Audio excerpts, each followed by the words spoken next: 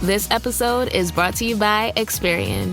Are you paying for subscriptions you don't use, but can't find the time or energy to cancel them? Experian could cancel unwanted subscriptions for you, saving you an average of $270 per year and plenty of time. Download the Experian app. Results will vary. Not all subscriptions are eligible. Savings are not guaranteed. Paid membership with connected payment account required. Contained herein are the heresies of Radolf Buntwine, erstwhile monk turned traveling medical investigator. Join me as I study the secrets of the divine plagues and uncover the blasphemous truth that ours is not a loving God, and we are not its favored children. The heresies of Radolf Buntwine, wherever podcasts are available.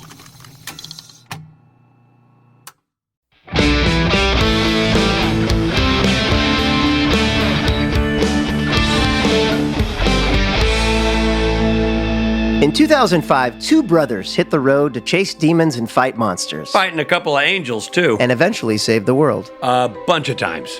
Over 15 years, this series has built one of the most dedicated fan bases in all of entertainment, and that fan base is near and dear to our hearts. That's right. I'm Rob Benedict. I played Chuck Shirley, a.k.a. God. And you do a darn good job, too, buddy. Oh, thanks. Well, I'm Richard Speight Jr. I played Loki, the Trickster, and Gabriel, and I directed a bunch of episodes. Wow, is that it? Well, I directed you. I don't know. What do you think? Though we worked on the show for years, we never sat down and watched the entire series. But that was then, and this is now. That's right. We are watching each episode and inviting the actors, the writers, producers, and crew to join us in digging into the story, the characters, and the mythology. These guests share some fantastic behind-the-scenes stories with us. You're going to love those, and you're going to get our honest opinion about each and every episode. That's right. Those guests share some fantastic behind-the-scenes stories with us, and each episode gets a full, honest, and unfettered review from Rob and Rich. And you get to learn a little bit about how TV is made. Lord knows we have. A warning, there are spoilers. And don't get frustrated that we haven't caught details for multiple viewings or that we know what happens 3 seasons from now. This is the first time we're watching these episodes. And you're there for the ride as we watch with our virgin eyes. Oh, that's creepy. Thanks for joining us on our journey as we deepen our understanding about why you love this series so much.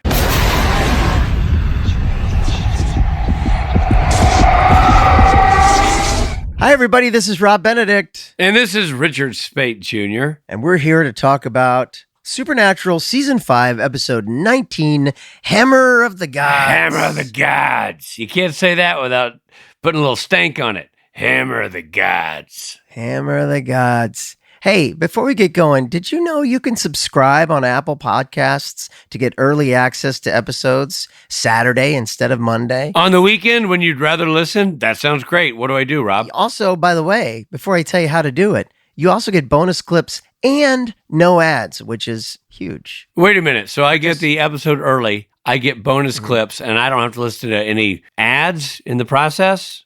That's right. And it's just $3.99 a month. That's $4 minus 1 cent. That's a bargain at twice the price. Just go into Apple Podcast, find the show, and push the button, try for free to start your 7-day free trial. That's awesome. And now, Hammer of the Gods. Hammer of the Gods. Yar. A storm of biblical proportions forces Sam and Dean off the road, and they check into the Elysian Fields Hotel. Well, that's got a fancy title. Yeah, also kind of, an homage to Dodger Stadium. Sure. Right? Yeah, I hadn't thought about that till right now, but yes, I guess maybe it is. Elysian Fields Hotel, a nicer establishment than what they're used to. And it's supposed to have an amazing pie buffet. I like it. As Sam and Dean go to their room, they notice a passionate couple entering the room next door. Later, the shared wall gets hit so hard from the other side that some bricks get dislodged. Yeah, that's a hard hit there, buddy. Structurally, that is concerning. Yeah.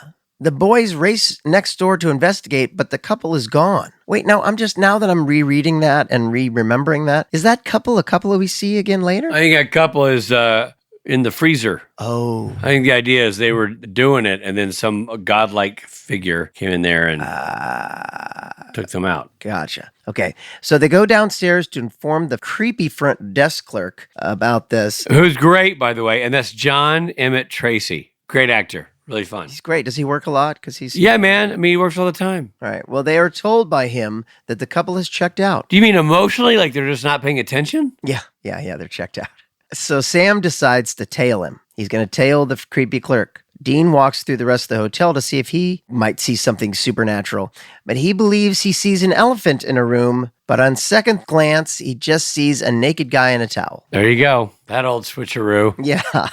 The creepy clerk has eluded Sam, and the brothers notice the other guests are missing. The brothers locate the missing guests in the kitchen's industrial freezer. Before the boys can help the trapped guest escape, they are captured and brought to a conference room. There, they see that one of the captives has been decapitated and splayed out as if the main course of a meal. No more cap for that guy. They meet their captors, pagan gods from around the world who are not so thrilled that the Judeo-Christian apocalypse has started. They have captured Sam and Dean because the gods know the boys are valuable vessels and bargaining chips.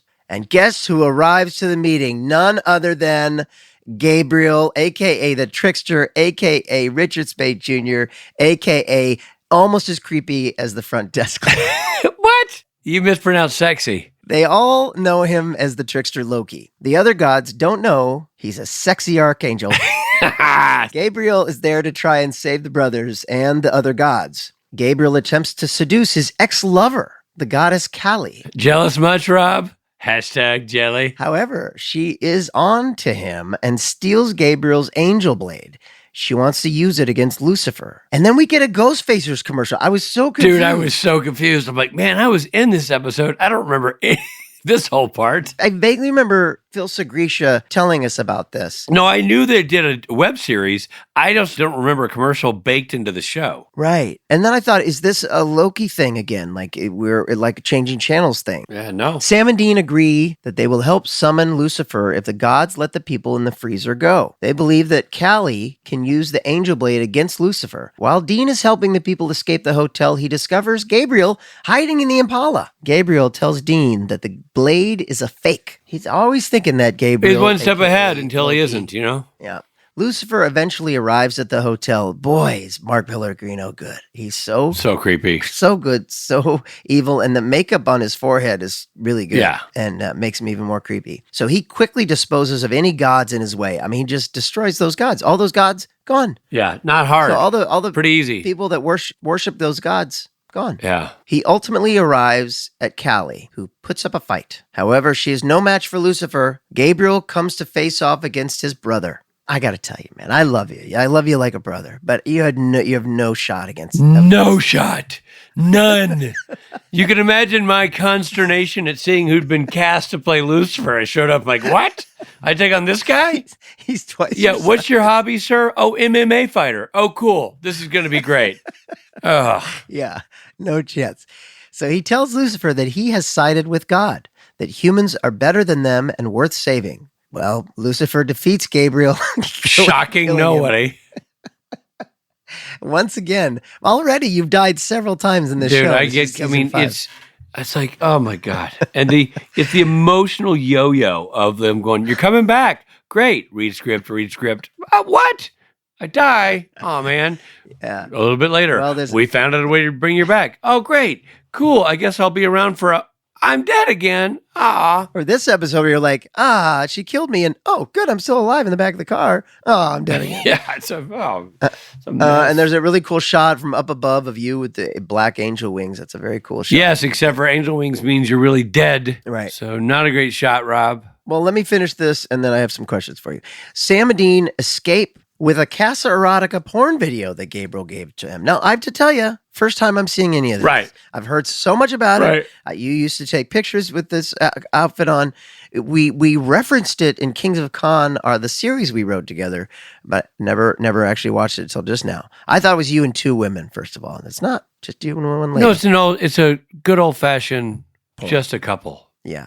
Well, in it, Gabriel posthumously informs them that they can trap Lucifer if they can get all four of the horsemen's rings, which is a great upset. And then He just gets up on this second woman in the episode. This guy has. Hold on now. I mean, he's just having sex. Whoa! He's effing his way through. I didn't do anything adult with with Kali. Well, but you did. I mean, you did, and obviously, what did JC think of all this? She must have just asked you what was on the grocery list. Yeah, JC couldn't have cared less. The episode ends with a beat-up green hatchback in what is possibly the grossest thing ever. A man with a bad cold gets his snot all over the place. Ugh. Pestilence has arrived. Bam, bam, bam, bam. Wow. Okay. I mean, let's just start with the Casa Erotica porn video. So, did you just meet this lady on the day and you're like, hi, nice to meet you? Yes. Now I'm going to touch your bum and kiss you. What? Well, hold on a second. I didn't touch her bum or kiss her. You had your hands all over her, like her underwear body. I'm worried that you don't know what a bum is. You were groping her all over. Surely the script didn't say grope her. I got to tell you something, everybody. For those who don't know Rob personally, he is an Olympian FOMO professional, and never has it been in more. Is it shone brighter than it's shining right now? It's jarring. I have to avert my eyes from the screen. Look, I'm a character actor. I never get. No, you're a character. I'll give you that. I rarely, the only time in the recent years, the only person I've had sex with on camera is myself. Is yourself. But dude, I've seen you, you've worn a Speedo. You've I've had to do sexual things that make the audience go, ugh. Yeah, you've fiddled with your own unit. But you've tossed your own salad. But you're basically a sex symbol. You're the sex symbol of Supernatural.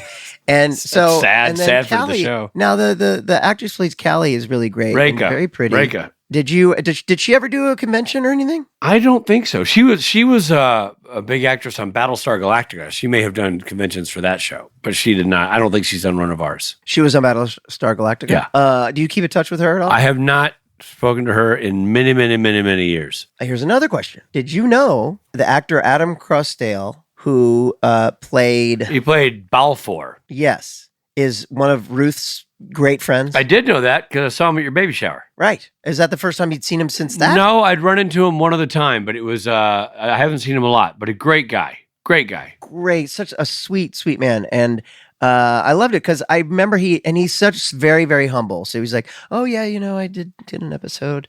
And he has a really, really good part in this episode. Oh yeah, he's great. So the gods are gods of like other religions. Have you ever? It's very, very influenced by the book American Gods by Neil Gaiman. You read that book, and they gather all of the gods from all the religions into this one space. I only know the pilot of that show, which I was a part of the casting of. Boy, drop that name again. Yeah, geez, yeah. Well, I have to have something after you just had sex with everybody in this episode. Insane. I know. Well, I mean, yeah.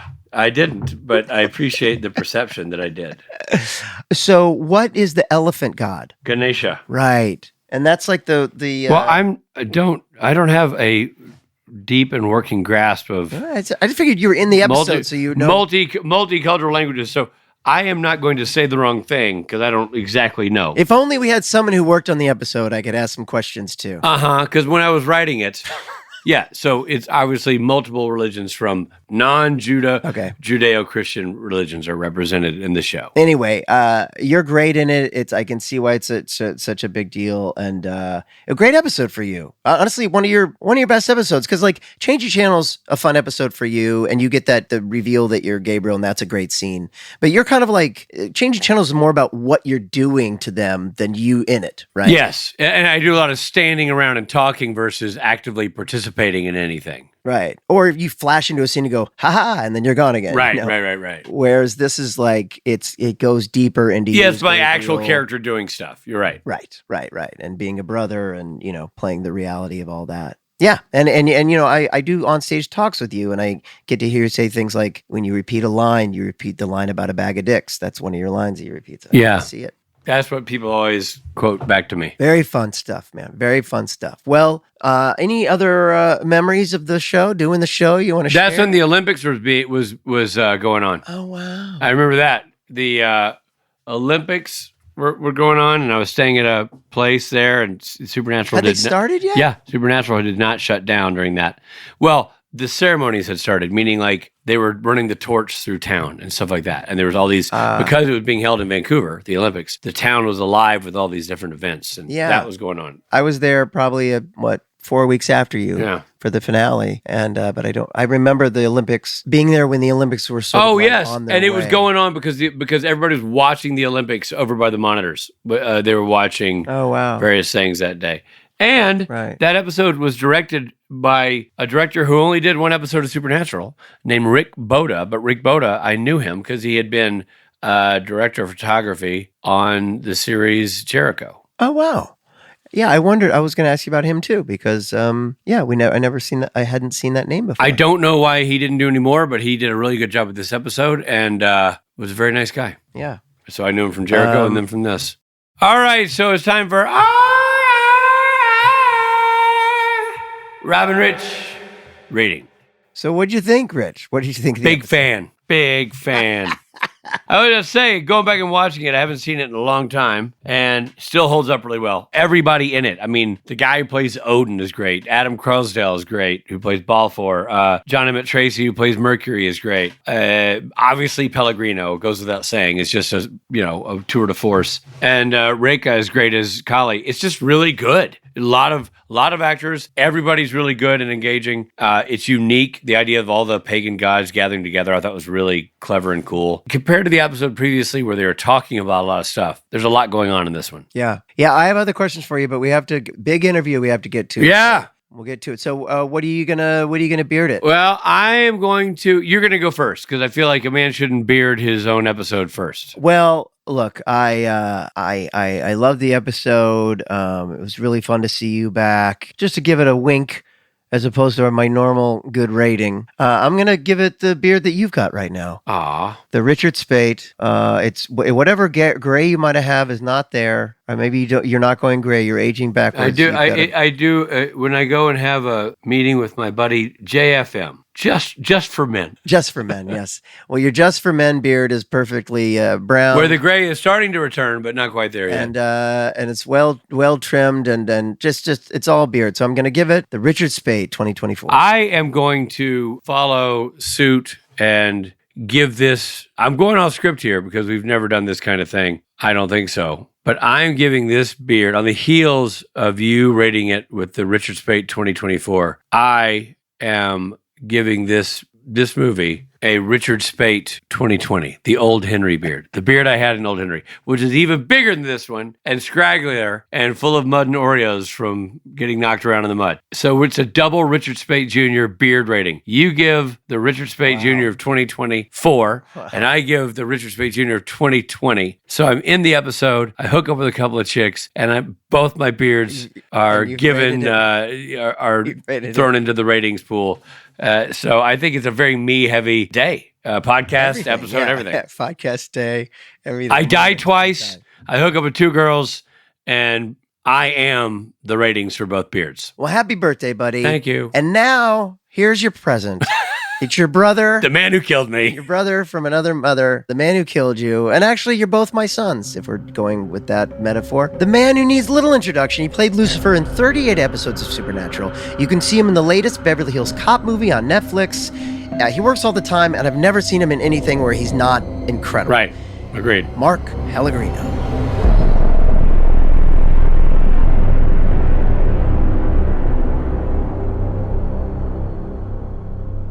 Mark. Mark. Dude. What's up, buddy? How are you? Good, man. It's good to see you. Where are you guys? Are you in LA or are you scattered about? I'm in Oregon. Oh. I'm at my place in LA. Okay, good. Same here. I just got back a couple of days ago from Paris. Oh, wow. Ooh. How was that? What were you doing in Paris? Tracy wrote a film, so I was acting in that and helping teach Très bien. before we started filming. Yeah. It was fun. Cool. That's awesome. That's awesome. Hey, congratulations on the Beverly Hills Cop movie. That was really fun. Highest paid extra in the world, baby. I haven't seen it. What's your role when you say highest paid extra? So I play one of Kevin Bacon's henchmen. I'm giving away like major stuff by that, but yeah, I'm one of the quote unquote bad guys. Well, I can't Tough wait guy. to see it. That's awesome. But as we said when we were introducing you, you work all the time, and you're always so flipping good, dude. Like you're always just So good, man. engaging in everything you do. And we also said in this episode we're talking about right now, Hammer of the Gods, Richard Speight had there's no one goes, oh, he's going to win. Yeah, I this wonder fight. You know this what I mean? He had showdown no is going to chance. go to the very brink. Like said nobody. I mean, it's clearly they were thinking that maybe Loki had some, or the trickster had, Gabriel, whatever, had tricks up his sleeve because it ain't going to be conventional fighting that gets the job done. Well, you got farther than anybody else. That's only because you felt bad for me. I was trying to give you a chance. You're his brother. Yeah, exactly. Yeah. Exactly. Well, listen, dude, we've never had you on the show. Yeah. And we obviously know you well from real life and conventions and traveling, and we've acted with you. I've directed you. We know you well, but we've never had you here. So let's start at the beginning of your supernatural experience. I want to know, how did you come to be a part of the show? How did the role of Lucifer come to you? Yeah, so I got a call from my agents. They said Jeremy Carver came to them and asked if I would like to play the part of Lucifer. So it was one of those great times where you don't have to actually audition for the thing; they offer it to you. And of course, I didn't have to think about it very long. Lucifer is like the Hamlet of roles, right? You, as an actor, you have the opportunity to put your own signature on it, the way an actor can put a signature on Hamlet, and the material is really cool. What I read of it, it seemed like they had a spin on that whole supernatural world and the narrative of Lucifer that I hadn't seen anywhere previously. So I said, "Yeah, I'm in," and that's how it all started. Did you have any relationship with Jeremy Carver previous to this? No. Wow. So I wonder, and did you ever find? Obviously, your work speaks for itself, but I wonder, because I know how these conversations start, I wonder who started the conversation about Mark Pellegrino. I wonder if it was like Robert Ulrich was like, "Oh, dude, like I wonder," and we may not know the answer here, but who was the first guy to put your name? Have you had Robert on the show? Yes, and now we will have him again, and I'll have to ask that question. Yeah, I don't know. I mean, I've heard the story that Kripke tells about me going in for Castiel. I don't remember ever going in for Castiel, but he said I was sort of in the mix with Misha Castiel, so maybe I was in his mind. Maybe, yeah. I don't know. Or it could be myriad reasons because you have such a deep library of work. I personally feel that story is a myth, but I stick to that story because it sounds so good. Yeah, they all make you look great. Had you heard of the show? No. Wow. When you started working on it, did you know about it? Had you watched it? Wait, you guys are going through it for the first time, right? I mean, yes. Yeah. I had never heard of the show when I started on it. But then again, I started in season 2, so that was really early. Wow, right. So did you know how long it was going to last when you first started? Did you think it was just going to be a season or? Yeah, I thought I was recurring for the finale. I mean, I thought it was the end of the show, basically. And it brings on the apocalypse and, bang, it's over with. But I mean, for all of us here, it's like Supernatural became the wonderful gift that keeps on giving. It's like we were all supposed to be done at some point and came back right multiple times to work in the show. Yeah. Well, and the other thing we have in common is that we all play sort of people that then became other people, and you sooner than Rich and I, but you started as Nick, and I always love that because I think I'm in that your first episode too, and I knew that episode, and I always just love that we see you who you were and making the decision. Okay, I'll give myself up to this. I thought, it's awesome. That part is like the discovery of your character is your backstory is intense. I mean, it's one of the more intense backstories of anybody in this show, certainly to this point. Don't you think that backstory changed a little bit when Nick became a formidable serial killing machine later on in the show? Because I certainly had a whole different outlook on Nick from the beginning, because it suggested, that he was a religious guy, he did everything right, and yet this terrible tragedy just turned him against God and made him mad. Right. But there's suggestions later on that maybe Nick wasn't entirely, the angel that I thought he was. Well, that's really? I must not know enough. Yeah, I don't think you know enough, but there are episodes that Mark and I worked on together where, it's pretty serious stuff. You know what I mean? Yeah. I guess I thought that was Lucifer the whole time. That was Nick doing when he becomes kind of a serial killer and like. He's looking for Lucifer. He's trying to find that connection again. Oh. That power, I think, that element of unbreakability that he felt, that invincibility seemed to stay in him as a residual sense, and he was always sort of striving to connect with that again. So, and he does something pretty crappy in the later episodes. I mean, he condemns his wife to eternal damnation where she's walking the earth forever because he'd rather be with Lucifer. So I considered that story between Lucifer and Nick as an unrequited love story, a really tragic story about somebody who's going for power. People can relate to it, I think, in everyday life, for somebody who goes for power and fame through politics or becoming a star to try to get that feeling, and it's such an impure motivation. It's so awful a motivation to do that stuff, and that's what surprised me about Nick, because I thought he was sort of an innocent bystander at first. Yeah, that's what really appealed to me about your introduction. Hey there, this is Richard Speight Jr., and I hope you're enjoying the episode, but we need to pull over for a few seconds for some messages.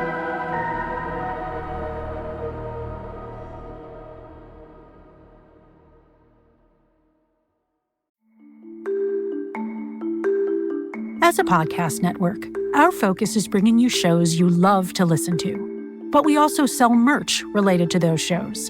And partnering with Shopify has made that both possible and simple for us to do. Shopify is the global commerce platform that helps you sell at every stage of your business.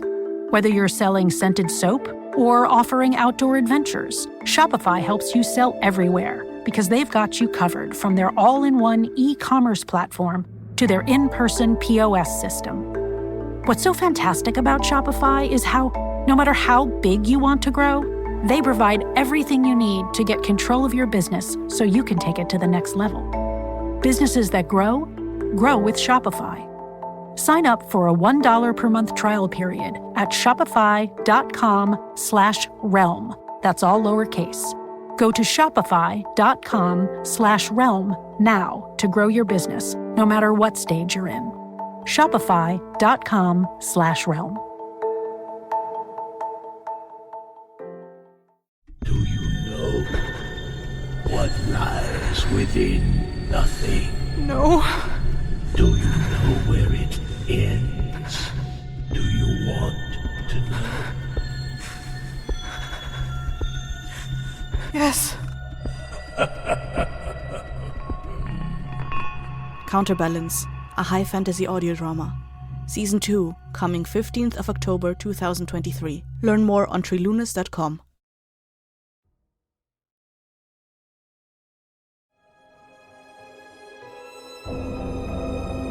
Thanks for supporting Supernatural then and now. And now, back to the show. People ask me this question, like, where do you start playing someone like Lucifer? That's sort of this big, sort of almost more of a concept, right? That we all have. Yeah. I'd love to get your guys' perspective on it too, because I always just broke it down to the human thing that I could relate to. Same, yeah. Yeah, there's these big celestial elements that take care of themselves in the narrative, but it's really a story about fathers and sons and brothers, Yeah. And abandonment and loneliness and the need to love and loyalty, all those great thematic elements that I think make Supernatural work. That's the human story behind all of us crazy archangels, and even you, in a way. I mean, you turned out to be the master villain. Right, totally. Yeah. Which is like how, and how do you play something like that you can't put your finger on? And yeah, that's what my answer is too, always. For me, it started with the father, my father.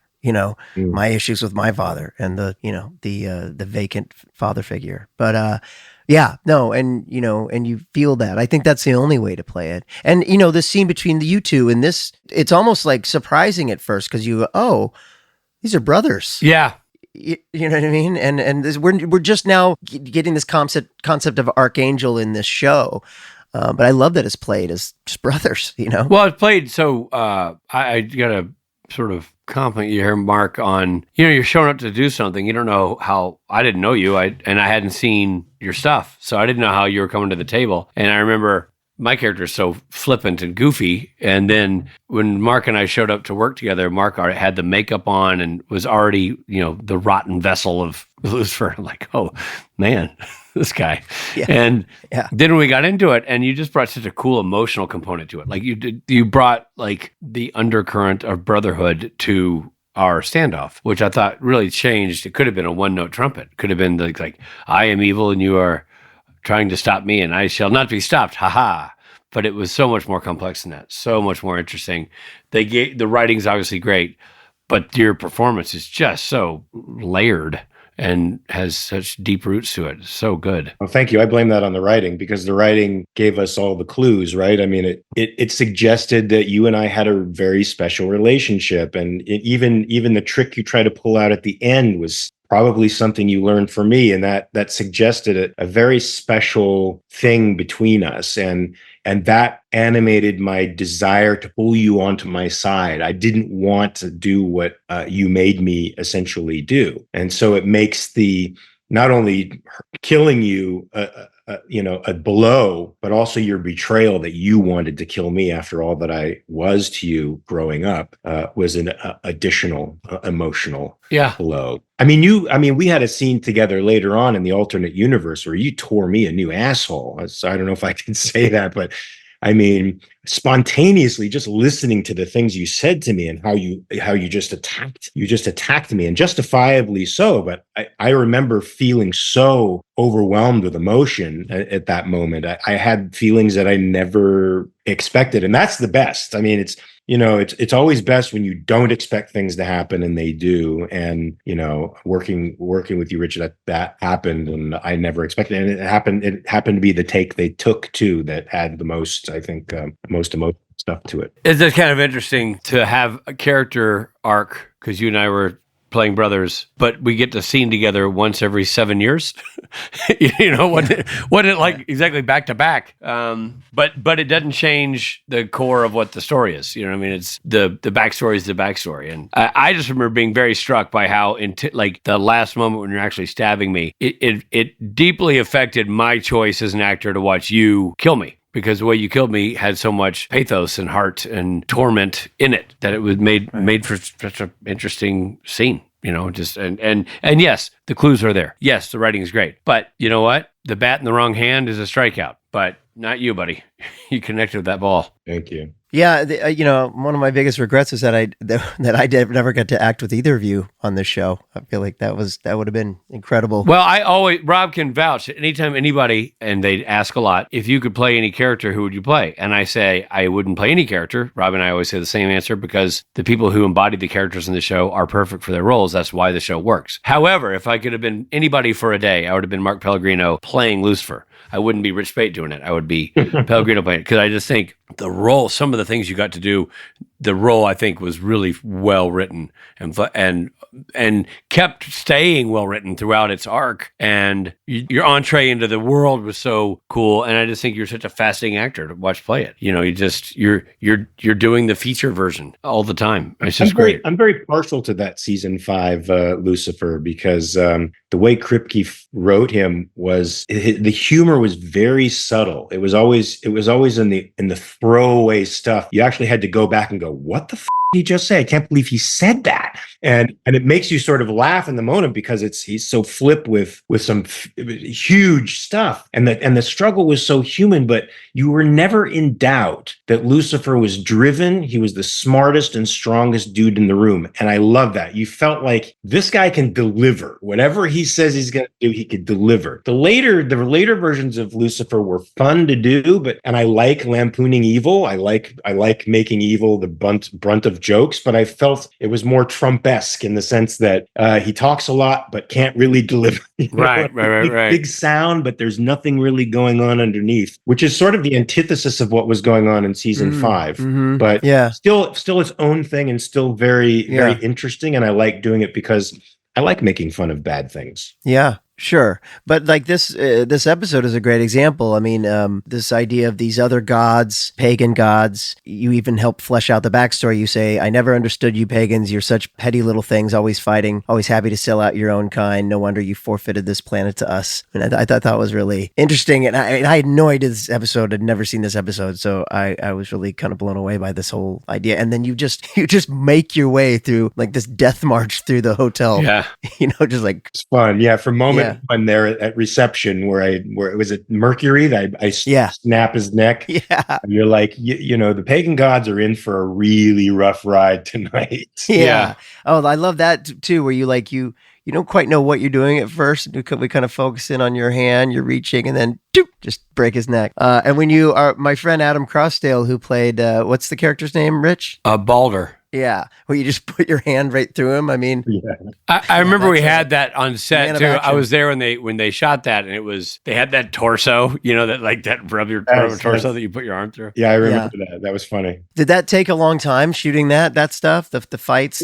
Richard, do you remember it? I mean, it was a whole day or two. Yeah, I recall being in that room for 2 days. Sort of that ballroom and other areas around, but that ballroom, there was a lot of actors to cover. Yeah. And a lot of moments to capture. So I recall it being a 2-day, because it also included everything that had before you showed up in the room. Like, there was a bunch of stuff going on in there. So yeah. And then I guess I never worked in the kitchen sets, Mark, but was that somewhere else? Was like walking through the hallways and everything else elsewhere? Or was that in the same? Oh, I don't remember now. For some reason, I have it in my head that it was a location, not a set, but I could be wrong. I have it in my head that it was a set. Then it must be a set. It must be a set, because we did so much blood and gore and stuff. It had to be a set. I must be wrong. It was crazy. Yeah. I think it was a set. Okay, then everything would have been around there. Then my memory fails. The prosthetics that were on your forehead, was that bothersome? Was that a lot, or was it? No, it was all like really easy latex gel that they put on, and then they would just sort of she would open it up with the bunt of her brush and then paint inside there. The whole thing took about 45 minutes to do, and it wasn't like, I'm sure you guys have worn latex. You wore latex, didn't you? Wear a prosthetic, Schwanz?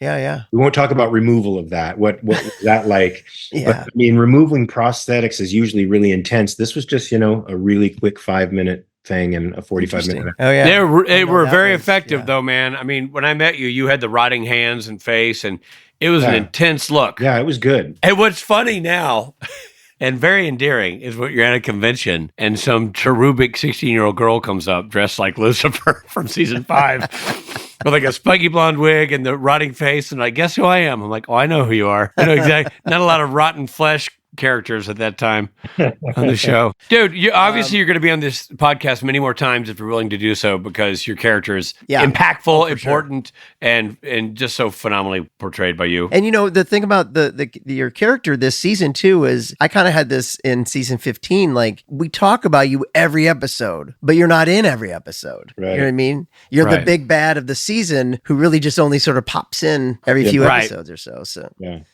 I like underexposure is better than overexposure. That's true. That's true. Keeps you wanting, keeps you reaching. That's what we should aspire to. And we will be reaching for the phone to call you to come back on the show. Here's a question real quick before you let you go. Where do they keep the angel blades? Is that something you just kind of like summon up? Yeah. That's interesting. Now, what about the Archangel blades? That's what I want to know. I mean, that's what I'm talking about, the Archangel blades. Yeah. Yeah. Now, I'd like to know how that happens, because those sort of suddenly made an appearance later on in the show, right? Well, the funny thing is, what I heard was, and we're leaping forward here in sort of the show's future, but that the Angel blade was supposed to be a one-off, or there's only like 3, or something. And then if you go forward in the show, any Tom, Dick, and Harry, he's like whip out an angel blade. So I don't know. So where did it come from, Richard? Do you know where it comes from? No, I don't know. I don't know the origin story of the blade. I don't. Yeah, me neither. Steel touched by God. By you. By me. Nice, Rob. Yeah. You started touching a lot of steel in the later seasons. Yeah. Top is complicit in the murder of angels because he's touching the steel, or is it not? It's steel that's touched by him, but then it's forged into an angel blade quite outside of his desire. Is anything outside of his desire? You know what I'm getting at? I think he's trying to kill us. I agree. I'm behind it all. I'm behind. You are behind. You are the behind. Like puppets. What's the Archangel blade? What's the difference? You mean that sort of golden looking one with the twist? Golden thing. It's got the twist in it. It seems like an entirely different kind of material. And by the way, weirdly, I almost am sure that Kali calls, because I thought I noted this mentally, when she pulls the blade out of my jacket, she's like, an Archangel blade, which it isn't. Right. It's an angel blade. Yeah. Okay. Right. So did we discover a hole? Oh, there's so many holes, Mark. It would have been the first time. So many holes. How can you do 23 episodes of TV over a span of 15 seasons without having holes? You can't. I know. But the whole goal is to make your speed fast enough that you don't feel the bumps. That's it. That's good. That's a very good analogy. Dude, thank you. And you're coming back and doing more of these with us. Thank you. Hey there, it's Misha Collins. If you're like me, you want a break from the sound of Richard Speight's voice, we'll be right back after this.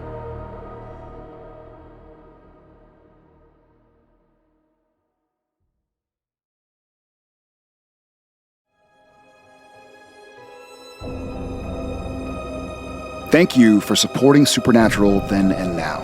And now, back to the show. Mark Pellegrino, everybody. I love Mark Pellegrino. I think he's such a good guy, and I is it weird to say that like I'm almost intimidated by him when I talk to him because he? No, I can tell you are. No, Mark is such an intense dude. Like anybody who has never dealt with Mark in real life, or even like up close and personal at a convention, is missing that energy. He is an intense dude. You know what I mean? Yeah, and he just, and it's such a good actor, and a charmingly intense guy. By the way, it's all positive. What I would call an actor's actor, because he takes it seriously, and I like that a lot. Anyway, so what a pleasure to have him, and I look forward to many more interviews with him. Ditto. In his mini episodes coming up in the seasons that we have yet to watch. Agreed. Well, Richard, shall we do mythology? Let's do it. Mythology. Okay, I'm glad we're doing this because I missed some of this. It went right over my head. There are several gods present here.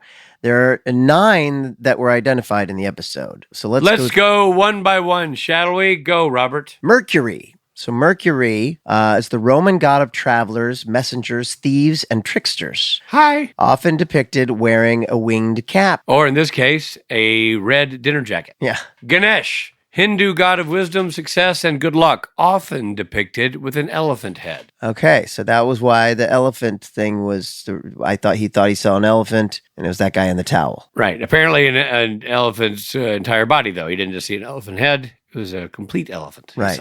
Okay. Odin is the Norse god of war and the dead. Yeah, which, makes sense. Yeah, not the kind of guy you want to have at a dinner party, really. Nope. Kali, the Hindu god of darkness, destruction, and death, and a symbol of Mother Nature, often depicted with blue skin and multiple arms. Oh, yeah, I've seen that. Has great taste in men. I was going to say. And demigods. Yeah, rich as X. Hi, everybody. Who knew? Baron Samedi. This is the only nice god. That he has a title. Baron. Yeah, the only god that gets a title. He worked his way up, so you might as well, What if it was like Private Samedi? Baron Samedi. In voodoo, he is the master of the dead and giver of life. Oh, giveth and taketh away, you know what I'm saying? What's he not in? Not in voodoo. Let's see. He's a car park attendant. Balder. In Norse mythology, he is the god of light, joy, and forgiveness. Weird. I didn't see him forgiving Gabriel for showing up to the party uninvited. No, but I saw him read your description again, Balder. I saw him as one of the nicer gods sitting at the table. And then, of course, we've got Zhao Shen, Chinese god of wealth, fortune, and prosperity, also called the kitchen god. Oh, that's... Also, check out Kitchen God on Fox this fall. He can whip up a mean hummus. Doesn't Kitchen God sound like one of those, like I said more sauce on that pasta. Ramsay. Yeah. Isis. Almighty Isis. Egyptian goddess of healing and magic. Or, if you're trying to say is and you stutter. is. Dionysus, the Greek god of wine, fertility, ritual, insanity, and theater. Also known as Rob Benedict. I was going to say, that's my guy. Yeah. The Greek god of wine, fertility, ritual, insanity, theater, and nude hot tub gatherings. The god of FOMO. I also love theater, like wine, fertility, ritual, and insanity. Basically, you're talking about what actors are. Yeah, and then throw up a play. Good stuff, and now it's time for Fun facts. The title is taken from the lyrics of the Led Zeppelin song Immigrant Song, in which Robert sings Hammer of the Gods. I don't remember that line in the song, but I'm sure it must be there. I don't either. You were in this episode, and you don't remember that. When do they sing Immigrant Song in the episode? Remind me which sequence that was in. So Robert Plant, right? So he's singing, and the chorus goes, Immigrant Song, it's an immigrant song. I'm singing about immigrants and Hammer of the Gods. Ah. You don't remember that? What scene is that in? No, I don't remember that at all. I don't remember. God, that sounded just like Immigrant Song. You fooled me. No, Led Zeppelin song titles of Led Zeppelin songs are infamous for not being in the song. So I don't remember. I can't even remember Immigrant Song right now. We come from the land of the ice and snow, from the midnight sun where the hot springs flow. The Hammer of the Gods. We drive our ships to new lands to fight the horde, sing and cry, Valhalla, I am coming. Wow,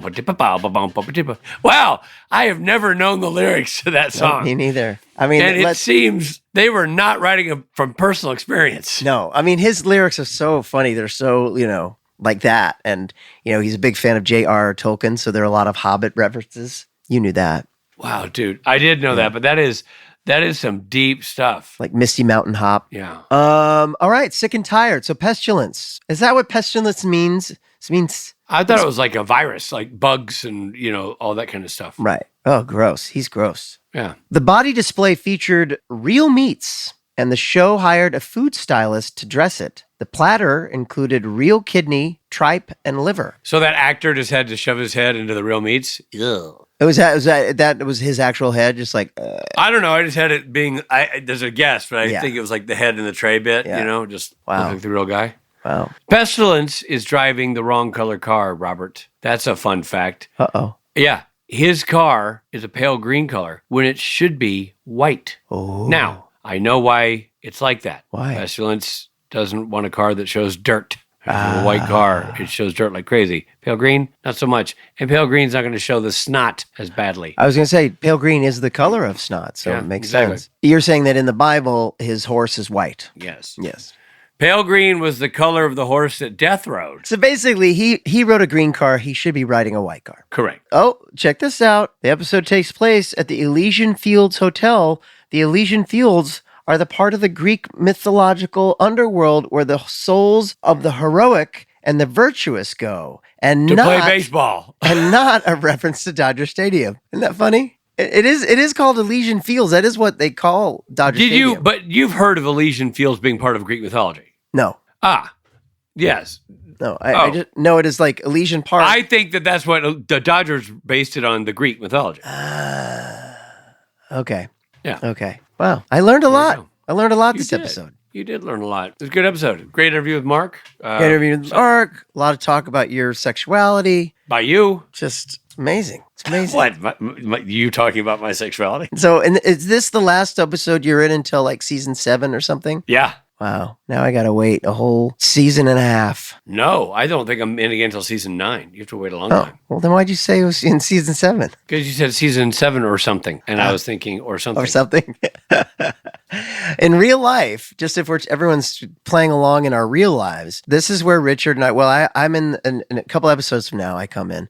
And then I'm done too. And so this is where we start doing the conventions a lot because we're not actually on the show for like the next 4 or 5 seasons. That's right. But what fun. What fun. What fun. Well, fun? Question mark? Yeah. Everybody, thanks for joining us. We're going to wrap this up with some credits. But before we go, I just want to say, Rich, good job. Yeah, man. Anything else you have to say about this episode? No, it was fun walk down memory lane watching it. I'll say that. It was a fun shoot, that one. I had a lot to do, and I got to work with Pellegrino, and it was like you said, a lot of times I just come in and go, ha-ha, but this time I was actually very involved in some interesting leveled stories, and so it was a cool one, and I reflected fondly on the experience while watching. Did you go out with Jensen and Jared a lot? I don't remember doing that, no. I don't think that happened much during this episode. I don't believe it. But why would I lie, FOMO? I don't know.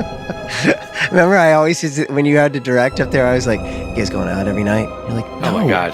I'm working. The number of times you'd be like, you hang out with Frida all day? I'm like, the makeup artist who doesn't put makeup on the directors? No, I didn't. No, I never said that. I never you said it that. nonstop. You said it all the time. I finally had to go introduce myself to the woman. I'd never met her before. Yeah. And now we're good friends.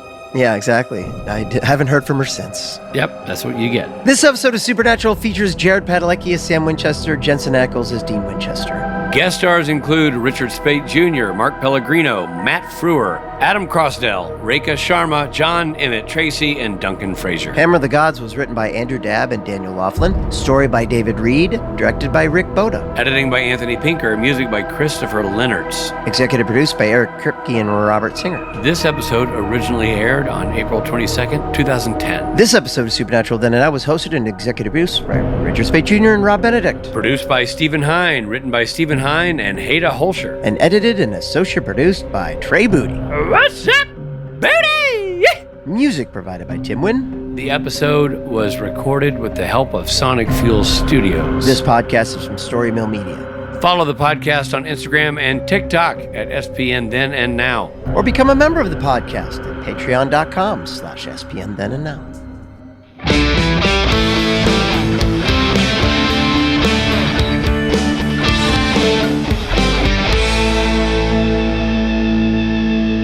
The only question I get has to do with Jared farting in that scene.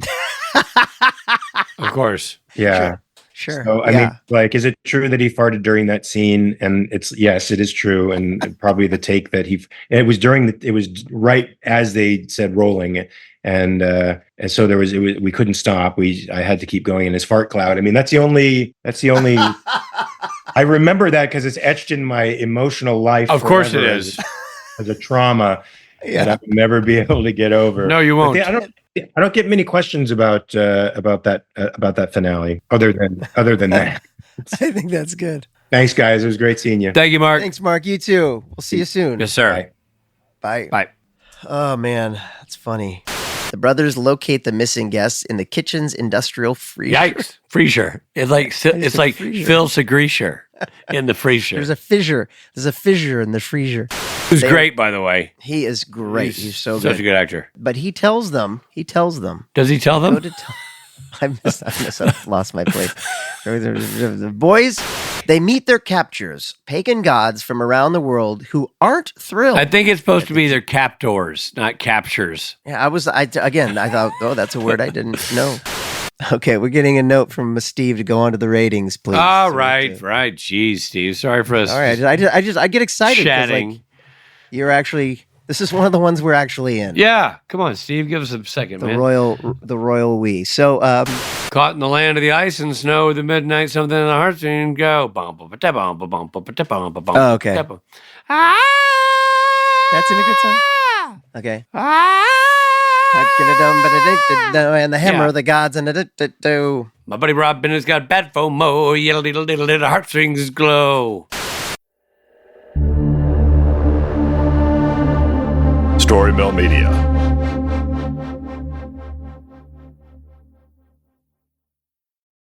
Hi, I'm Dana Schwartz, and this is Rise or Die, the official companion podcast for Peacock's original series, Those About to Die. On this podcast, I go behind the scenes with the show's cast and creators to learn how they brought their brutal vision of Rome to life. I talked to acclaimed director and executive producer Roland Emmerich. When I saw the first race, I was like giddy. Actor Ewan Ryan. For an actor, that's a dream, although you do get a lot of sand in your sandals. And so many more. You helped summon those ghosts back onto that stage. Every day when I went to set, I was giggling about what I saw. I think it's going to be a breathtaking thing. Gosh, people will freak out. Rise or Die launches on July 18th. Watch or listen wherever you get your podcasts. Welcome to the small town of Chinook, where faith runs deep and secrets run deeper.